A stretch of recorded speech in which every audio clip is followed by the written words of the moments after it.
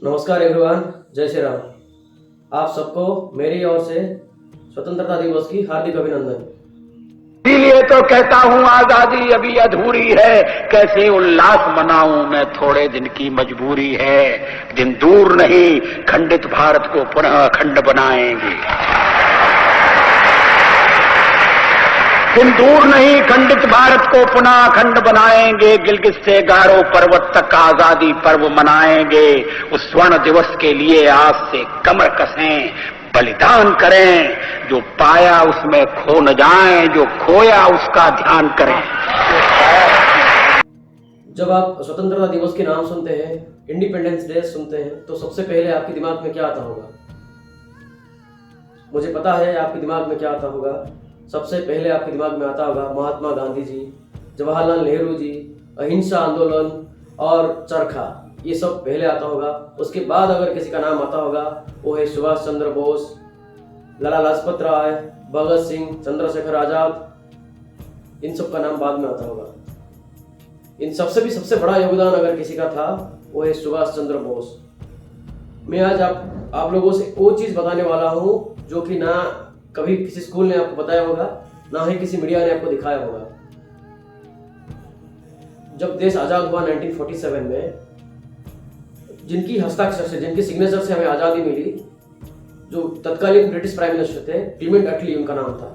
उन्हीं के हस्ताक्षर से, क्लीमेंट अटली की सिग्नेचर से ही हमें आजादी मिला था 1947 में। तो 1956 में वो भारत घूमने के लिए आए थे, विजिट की पर्पज से घूमने के लिए आए थे 1956 में। तो वो हमारे गेस्ट थे उस समय, तो उनको जोरदार से पूरा स्वागत किया गया उनका।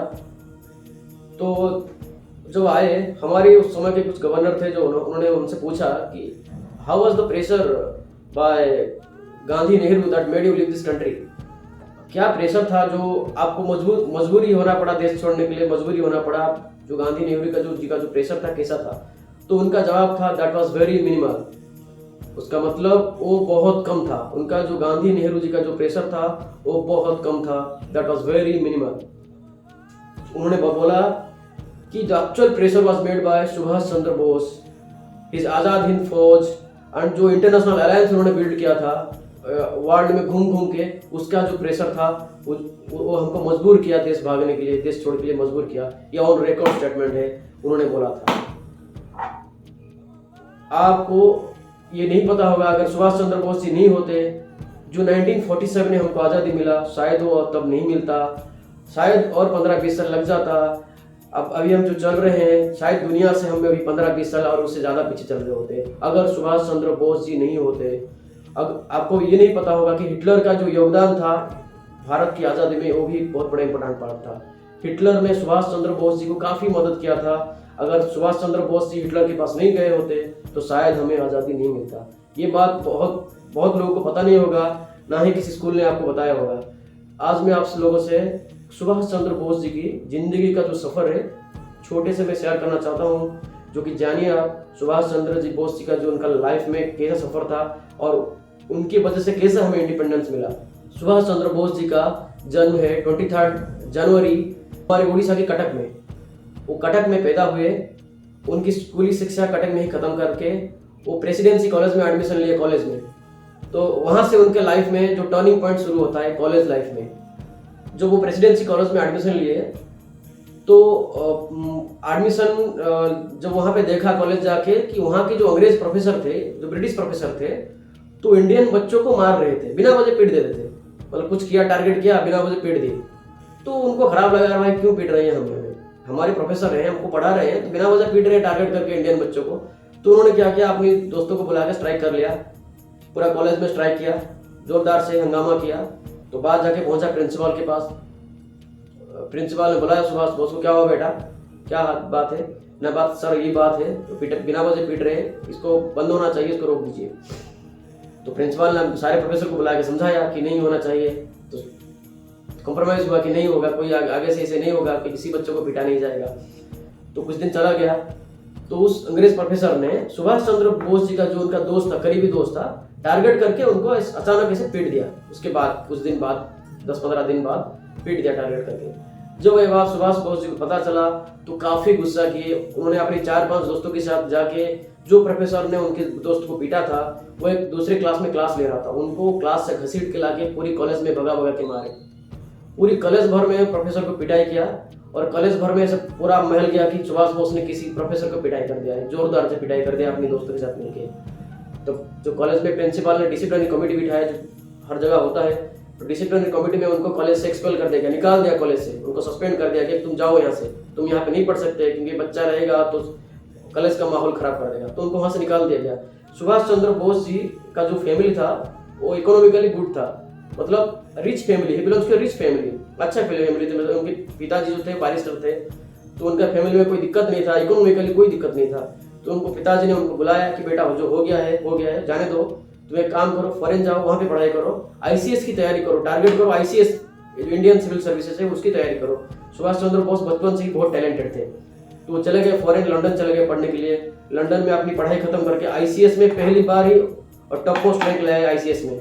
सोचिए पहली बार इंडियन किसी ने पहली बार अटेम्प्ट में आईसीएस में टॉप रैंक लाए, और चारों तरफ देश में भी खबर पहुंच गया कि कोई लड़का है इंडियन के लंदन में पढ़ाई करके आईसीएस में टॉप कर गया। और जब आईसीएस में उनका तो हो गया तो उनका नौकरी, सोचिए आईएएस का नौकरी था उनके पास।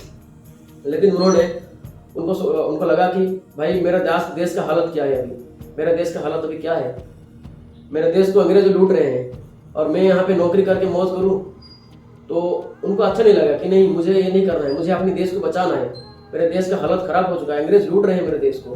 तो उन्होंने आईसीएस की नौकरी को ठुकरा दिया। उन्होंने उस नौकरी को ठुकरा के जब मना कर दिया नौकरी करने के लिए, मैं नौकरी नहीं कर सकता, उन्होंने उसको रिजेक्ट कर दिया। तो चारों तरफ देश में एक माहौल बन गया, न्यूज़पेपर में सारे अखबार में आ गया कि सुभाष बोस कोई लड़का है जिसने आईसीएस की नौकरी को ठुकरा दिया है। सारे देश में पूरा फैल गया बात कि कोई लड़का जो इंडिया से लंदन पढ़ने के लिए गया था, आईएएस का प्रिपेयर करके टॉप रैंक लाया था, लेकिन वो नौकरी को ठुकरा दिया है। तो जब वहाँ से सुभाष बोस इंडिया रिटर्न किए, नौकरी तो छोड़ दिए थे, उन्होंने ज्वाइन नहीं किया। वहाँ पे आके उन्होंने सोचा कि वो पॉलिटिक्स करना है, और उस टाइम में पॉलिटिक्स वो ज्वाइन किए।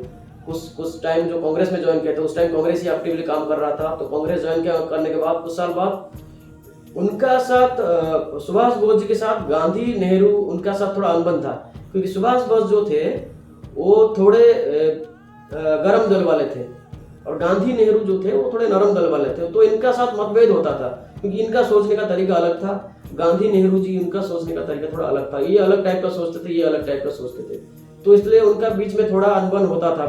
मन मुताबिक अपनी जो ये सब ठीक नहीं चल रहा था। एक बार 1928 में ब्रिटिश गवर्नमेंट ने गांधी जी को बुलाया और बोला कि उनको ऑफर किया कि तुम डोमिनियन स्टेटस ले लो, डोमिनियन स्टेटस अच्छा है, तुम अपना सरकार खुद चुनोगे, खुद अपना सरकार चलाओगे, ये अच्छा है तुम्हारे लिए। तो गांधी जी को लगा कि हाँ सही बात है भाई, डोमिनियन स्टेटस सही है, तो राजी हो गए डोमिनियन स्टेटस के लिए, और नेहरू जी भी राजी हो गए उनके डोमिनियन स्टेटस के लिए। जो ये बात सुभाष बोस जी को पता चला, उन्होंने आके पहुंच गए कि भाई मत चाहिए हमको डोमिनियन स्टेटस, हमें नहीं चाहिए। डोमिनियन स्टेटस का मतलब है हम तो सरकार चलाएंगे लेकिन हमारे पॉलिसी मेकर जो होंगे वो है अंग्रेज होंगे, तो हमको नहीं चाहिए। हमारे आर्मी के ऊपर अंग्रेजों का अधिकार होगा, हमारे सारे फॉरेन पॉलिसी के ऊपर अंग्रेजों का अधिकार होगा। अंग्रेज जब चाहे हमारे प्राइम मिनिस्टर को तुम हटाओ तुम आओ, तुम हटाओ तुम आओ करेंगे, सारे पॉलिसी मेकर अंग्रेज होंगे। तो हमको डोमिनियन स्टेटस नहीं चाहिए, अगर हमें चाहिए तो पूरा इंडिपेंडेंस चाहिए। तो पूरा मना कर दिया सुभाष चंद्र बोस ने, पूरा कन्विंस किया गांधी नेहरू की देखिए डोमिनियन स्टेटस मत लीजिए, ये गलत बात है, डोमिनियन स्टेटस मत रखिए। तो उन्होंने तो फिर गांधी नेहरू जी बहुत कोशिश के बाद कन्विंस हुए और डोमिनियन स्टेटस के लिए मना कर दिया। और उस दौरान सुभाष चंद्र बोस जी को लगभग 11-12 बार जेल जाना पड़ा था। काफी टर्चर किए थे अंग्रेजों ने, इनका जो एटीट्यूड था, अग्रेसिव एटीट्यूड था, वो जिस तरह से काम कर रहे थे, तो अंग्रेज उनको टारगेट करके बार बार अरेस्ट करके 11-12 बार उनको अरेस्ट किया गया। जिंदगी में काफी लॉन्ग टाइम उनको रखा जाता था जेल में, फिर निकाला जाता था, तो 12 बार अरेस्ट हुए थे। सबसे बड़ा इंपॉर्टेंट पॉइंट यहाँ से शुरू होता है 1939 में, जब 1939 में वर्ल्ड वॉर 2 शुरू हो गया। ये सबसे बड़ा इंपॉर्टेंट पार्ट है सुभाष चंद्र बोस जी का। जब वर्ल्ड वॉर शुरू हो गया तो सुभाष चंद्र बोस जी ने गांधी जी के पास गए, तो उन्होंने बोले कि देखिए वर्ल्ड वॉर शुरू हो गया है, ये सबसे बड़ा मौका है कि अंग्रेजों को खदेड़ने का, लात मार कर निकालने का सबसे बड़ा मौका है, इसी का फायदा उठाना पड़ेगा। वर्ल्ड वॉर 2 में अंग्रेज लड़ रहा है, बाहर फॉरेन कंट्रीज में दुश्मनों से लड़ रहा है, अभी उसका सारा एनर्जी सारा पैसा वहां पे लगा रहा है, अभी प्रॉपर टाइम है उसको लात मार कर निकालने का। लेकिन गांधी जी बोले क्या बात कर रहे हो सुभाष, इसे कोई होता है क्या, कोई दुश्मन किसी परिस्थिति में खराब है उसको हम इस तरह से उसका गलत फायदा उठाएंगे। तो सुभाष बोस को काफी गुस्सा आया, बोले ये क्या बात हुआ, पूरी दुनिया लड़ाई लड़ रहा है, हम यहाँ पे आके बोलेंगे कि शांति से लड़ाई करेंगे, अहिंसा करेंगे उनके साथ। तो जैसे ही गांधी जी उनकी बात को पूरा ठुकरा दिए, सुभाष चंद्र बोस जी को काफी गुस्सा आया। तो वो सोचे कि नहीं, मुझे ही कुछ करना पड़ेगा, मुझे ही देश से बाहर जाना पड़ेगा। तो वर्ल्ड वॉर चल रहा था। वर्ल्ड वॉर एक्चुअली 2 गुट में चल रहा था, 2 ग्रुप वर्ल्ड वॉर में थे। एक था एक्सिस अलायंस, एक था अलीड पावर। जो एक्सिस अलायंस था, एक्सिस अलायंस में जर्मन था, जापान था, इटली था, ये था एक्सिस अलायंस में था। बाकी सिमिलरली उनके अपोजिट में जो लड़ रहे थे, जो अलाइड पावर थे, उनमें था ब्रिटेन, उसके साथ अमेरिका था, और उनके साथ था सोवियत यूनियन थे, फ्रांस थे, ये सब थे अलाइड पावर में थे। तो उनका लगा कि अलाइड पावर में ब्रिटिश है, लड़ रहा है, तो उसका दुश्मन है एक्सिस अलायंस। तो क्यों ना हम एक्सिस अलायंस से मदद मांगे ताकि वो हमको मदद करे, क्योंकि दुश्मन का दुश्मन दोस्त होता है। तो उन्होंने मांगा एक्सिस अलायंस में, उनको लगा कि एक्सिस अलायंस में कौन है हमको मदद कर सकता है। तो उन्होंने सोचा कि जर्मन जाना पड़ेगा मुझे, क्योंकि हिटलर का नाम उस समय बहुत दबदबा, हिटलर का पूरा विश्व पर दबदबा, अलग अलग नाम उनका था, रिकॉर्ड अलग टाइप का दबदबा था। तो उन्होंने सोचा कि अब जाएंगे, हम हिटलर के पास जाएंगे। तो अंग्रेज उस समय उनके ऊपर काफी नजर रखे हुए थे, काफी नजर रखते थे, कहाँ जा रहे हैं, किससे मिल रहे हैं, क्या कर रहे हैं। तो उन्होंने छुपके से देश से बाहर निकले और सीधा चले गए जर्मन जाके वहां से हिटलर से अपॉइंट लेने की बहुत कोशिश किया। तो काफी कोशिशों के बाद अपॉइंटमेंट मिला। तो उस समय क्या होता था, हिटलर के 4-5 कॉपीज होते थे जो कि वेरी सिमिलर, एक ही तरह दिखते थे, डीटो फोटोकॉपी हिटलर के। वही हिटलर को जान को खतरा था, इसलिए आप 4-5 अपनी कॉपीज बना रखे थे। तो उन सब से जाके जब 4-5 कॉपी उनके सामने खड़ा हो गया, तो उन्होंने पहचान लिया कि कौन है असल में हिटलर। तो उन्होंने बिल्कुल एग्जैक्टली हिटलर जो था सच में उनको पहचान लिया। तो हिटलर काफी इंप्रेस हुए उससे कि तुम पहचाने कैसे। तो सुभाष बोस जी ने बोला कि देखिए, सारे तो आपकी एक ही जैसे शक्ल है सबका, लेकिन जो राइट बिहेवियर शो कर रहे थे वो आप थे, इसलिए मैं पहचान गया कि आप ही असल में हिटलर है, बाकी सारे कॉपीज है आपके। तो हिटलर जो थे उनसे काफी इंप्रेस हुए कि इतने टैलेंटेड बंदा जो देश से आया हमें मदद मांगने। तो बोले क्या मदद कर सकता हूँ। तो हिटलर उनको काफी मदद किया। हिटलर ने उस समय उनको समझाया कि देखो, जर्मन जो है वो भारत से जियोग्राफिकली काफी डिस्टेंस में आता है, और हमारी तरफ से जो लड़ रहा है, हमारी जो एक्सिस अलायंस से जो लड़ रहा है, जापान है। तो जापान आप जो भारत के जियोग्राफिकली कम डिस्टेंस में है, तो हम डिफेंस हो, आर्मी हो, हमको यहाँ से इतना डिस्टेंस से आपको मदद करना काफी मुश्किल होगा। तो एक काम करता हूँ, मैं तुम्हें जापान प्राइम मिनिस्टर से बात कराता हूँ, वहां भेजता हूँ तुमको, वो जाके तुमको मदद करेंगे। मैं उनसे बोलता हूँ कि सारी मदद तुमको करें। तो उन्होंने क्या किया, हिटलर ने सारे अरेंजमेंट्स करके सुभाष चंद्र बोस जी को भेजा जापान, और उनके साथ साथ जो युद्धबंदी बनाए रखे थे उसने हिंदुस्तान को, क्योंकि हिंदुस्तानी अंग्रेजों के लिए लड़ते थे उस समय। काफी हिंदुस्तानी जो अंग्रेज की फौज में नौकरी करते थे लड़ते थे वहां पे। तो उनको जो अरेस्ट करके रखा हुआ था उनको छोड़ा, और सुभाष चंद्र बोस जी को भेजा जापान। सारे अरेंजमेंट्स करके जब जापान पहुंचे, तो जापान के प्राइम मिनिस्टर से सुभाष चंद्र बोस जी का मुलाकात हुआ। तो उन्होंने बोला कि देखिए, हमें मदद चाहिए, अंग्रेज हमारे देश में घुसे हुए हैं, आप तो अंग्रेज के खिलाफ लड़ रहे हैं, ब्रिटिश के खिलाफ, तो आप मदद कीजिए, हमें लड़ना है अंग्रेजों से। तो हम आपका आर्मी मदद दीजिए, आपका फंडिंग चाहिए, सब कुछ मदद आपसे चाहिए मुझे।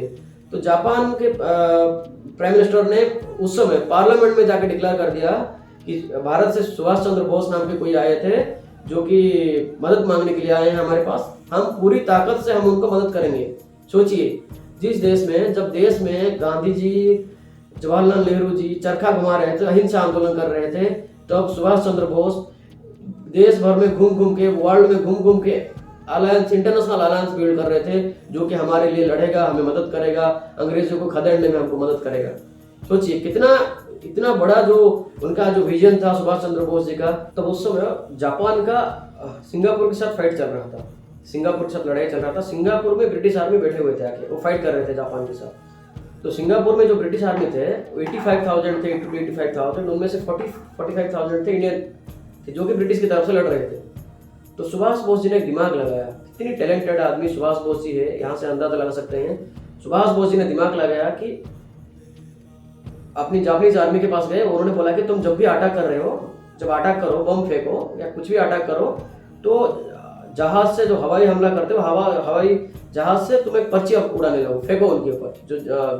जो ब्रिटिश आर्मी थे, जो इंडियंस थे हमारे, और जो उनके ऊपर पर्चियाँ फेंको। हर पर्ची में लिखा रहता था कि तुम भारतीय हो, कब तक अंग्रेजों के गुलाम बन के रहोगे, तुम भारतीय हो, कब तक अंग्रेजों के गुलाम बन के रहोगे। तो जो पर्ची जब उनको मिलने लगा, जो भारत की जो ब्रिटिश की तरफ से जो आर्मी लड़ रहे थे, तो उनके अंदर अंतर विद्रोह शुरू हो गया कि अरे यार क्या कर रहे हैं। उनको खराब लगने लगा कि हम भारतीय होके हमारा अंग्रेज पे लूट रहे हैं और उनके साथ मिलकर लड़ाई कर रहे हैं हम। तो उन्होंने क्या किया, अंतर विद्रोह इतना शुरू हो गया कि वो जंग ठीक से लड़ नहीं पाए। तो जापान ने वो जंग जीत लिया था सिंगापुर के साथ। तो उस टाइम के जो जापान के पीएम थे, सिंगापुर में जितने भी सिंगापुर में थे इंडियंस थे जो कि ब्रिटिश की आर्मी से लड़ रहे थे, वो सारे जो 20-25 हज़ार 40-45,000 जितने भी थे, उनको सुभाष चंद्र बोस जी को सौंप दिया कि तुम ले लो, इनसे ले लो, इनको ट्रेन करो। तो वहाँ से शुरू हुआ सुभाष चंद्र बोस जी का आज़ाद हिंद फौज। वहाँ से उन्होंने आज़ाद हिंद फौज का नींव जोड़ा और वहाँ पे शुरू किया आज़ाद हिंद फौज 1942 में।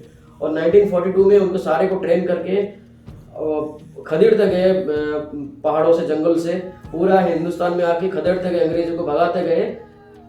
पूरी तरह से अंग्रेज टूट गया, उनका हालत खराब हो गया, क्योंकि जापान उनके अगेंस्ट में था, जर्मन उनके अगेंस्ट में था, फाइट कर रहे थे, तो मदद भी कर रहे थे सुभाष चंद्र बोस जी को। उनका हालत खराब चुका, उनके पास पैसा खत्म हो चुका था, सैलरी दे रहे थे।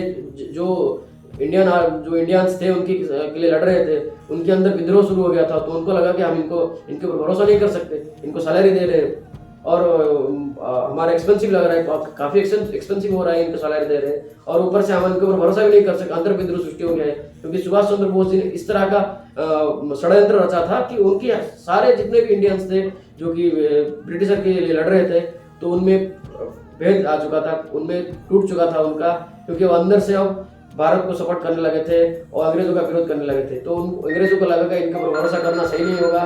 तो उन्होंने क्या किया, तो उन्होंने उनका तनख्वाह देना बंद कर दिया। सारे जो इंडियंस को उन्होंने रखा हुआ था उनका तनख्वाह देना बंद कर दिया। तो उसके बाद विद्रोह और बढ़ गया, क्योंकि तनख्वाह बंद हुआ। एक तो गुस्से हुए थे कि हम इन्हीं के लिए लड़ रहे हैं और ये हमारे देश को लूट रहे हैं, और ऊपर से उन्होंने तनख्वाह बंद कर दिया सबका, तो और विद्रोह बढ़ गया। तो इससे हालत हो गया कि उनको मजबूरन पूरा हालत उनका इतना हो गया था कि उनको कुछ ऑप्शन नहीं बचा था। तब सुभाष चंद्र बोस को लगा कुछ नया स्ट्रैटेजी बनाते हैं, कुछ नया अलायंस लाते हैं बाहर से। तो वियतनाम से मॉस्को जा रहे थे, तो उस समय ताइवान एयरक्राफ्ट के पास उनका एरोप्लेन क्रैश हो गया, जो कि रिपोर्ट है, इसमें कितना सच्चाई है किसी को नहीं पता। एक सस्पिशियस तरीके से सुभाष चंद्र बोस जी का डेथ हो गया। इसका कोई गारंटी नहीं है कि उनका सच में प्लेन क्रैश में डेथ हुआ या उन्हें किसी ने मार दिया, इसका कोई पता नहीं। उनका पूरा लापता हो गया, उनका ना डेड बॉडी मिला, कुछ नहीं मिला उनका। तो जो ताइवान सरकार था उसने कुछ साल बाद इनकार किया कि हमारे वहाँ तो कोई प्लेन क्रैश हुआ ही नहीं हमारी कंट्री में कुछ। 1947 से पहले ही उनका सुभाष चंद्र बोस जी का एक सस्पिशियस तरीके से उनका डेथ हो गया 1945 में। और मुझे पता है अगर सुभाष चंद्र बोस जी जिंदा होते तो जो आज़ादी के बाद 1947 के बाद जो राष्ट्रपिता का सम्मान जो गांधी जी को मिला वो शायद सुभाष चंद्र बोस जी को मिलता। शायद सुभाष चंद्र बोस जी राष्ट्र के पिता होते अगर जिंदा रहते आज़ादी के बाद 1947 के बाद। उनका जो सस्पिशियस डेथ आज भी मिस्ट्री है कि कैसे मरे, क्यों मरे, सचमुच मरे हैं या नहीं मरे हैं, किसी ने उनको मार दिया, ये सारे सस्पेंस में है। इसका अभी तक कोई खुलासा नहीं हो पाया है। लेकिन अगर सुभाष चंद्र बोस जी नहीं होते तो ये दावे के साथ कह सकता है, हर कोई भारतीय कह सकता है सुनने के बाद कि अगर वो जिंदा होते तो राष्ट्र के पिता मिलता। अगर वो नहीं होते तो 1947 में जो आज़ादी हमें मिला वो शायद कभी नहीं मिलता, और 10, 15, 20 साल उससे ज़्यादा लगता, ये तय है। और ये ऑन रिकॉर्ड बोल चुके हैं तत्कालीन जो प्राइम मिनिस्टर थे हमारे, ब्रिटिश के जो प्राइम मिनिस्टर थे जिनके सिग्नेचर से हमें आज़ादी मिला, ये भी क्लियरली बोल चुके हैं कि सुभाष चंद्र बोस की प्रेशर के कारण ही उन्होंने ऐसा सेटअप बना के चले गए थे। उसका प्रेशर इतना उनके ऊपर था कि उन्हें देश छोड़कर जाना पड़ा मजबूरन, उनके पास कोई ऑप्शन नहीं था। धन्यवाद, नमस्कार। शेयर कीजिए स्टोरी, सब्सक्राइब कीजिए। धन्यवाद, नमस्कार।